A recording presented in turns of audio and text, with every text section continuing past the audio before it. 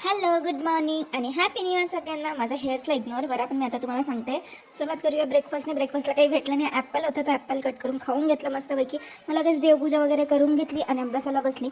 खरं तर म्हटलं ना, लाईफ खूप जास्त म्हणजे 2025 काही जणांना खूप चांगलं गेलं आहे, काही जणांना खूप जास्तच वाईट गेलेलं आहे.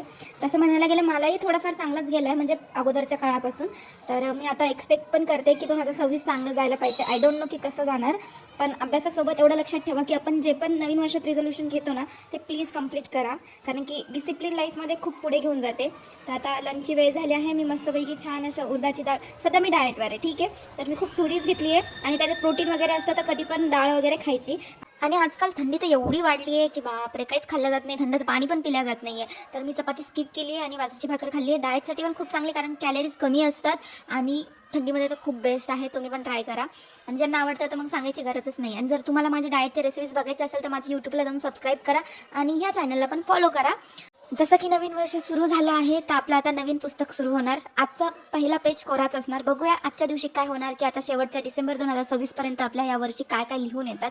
तर मग दरवर्षी सुरुवात माझ्या महादेवावरूनच होते. तर सकाळी गेले नव्हते, तर संध्याकाळी महादेवाच्या मंदिरामध्ये गेले, आरूला घेऊन छानपैकी महादेवाचे दर्शन केले. आणि तिथं जाऊन जे सुकून भेटतं, जगात कोणत्याच कोणात भेटत नाही. दरवर्षीप्रमाणे यावर्षीसुद्धा मी देवाकडे फक्त एवढीच गोष्ट मागितली की सर्वांना सुखी ठेव.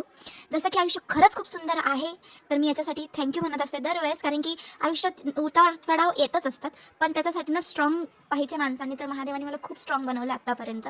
आणि चला मग रात्रीचं डिनर वगैरे करू. मी मस्त ग्राउंडला वगैरे जाऊन आले, थोडंसं असं बघितलं माहोल, वेदर खूप छान झालेलं, तर फिरून यावं असं वाटलेलं.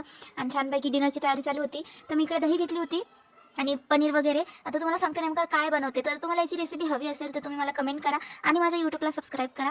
आणि हे आजचं आहे माझं डिनर. जास्त काही हेवी नाही आहे, नॉर्मल पनीर फ्राय केलं आहे, काहीच नाही टाकलं त्याच्यात, इवन नमकसुद्धा नाही आहे. आणि नमक वगैरे मी याच्यामध्ये टाकले दहीमध्ये, ज्याच्यामध्ये सगळे सॅलेड वगैरे मी कापून टाकलेत. हे खूप बेस्ट आहे डाएटसाठी आणि क्रेविंग्स कमी करतं.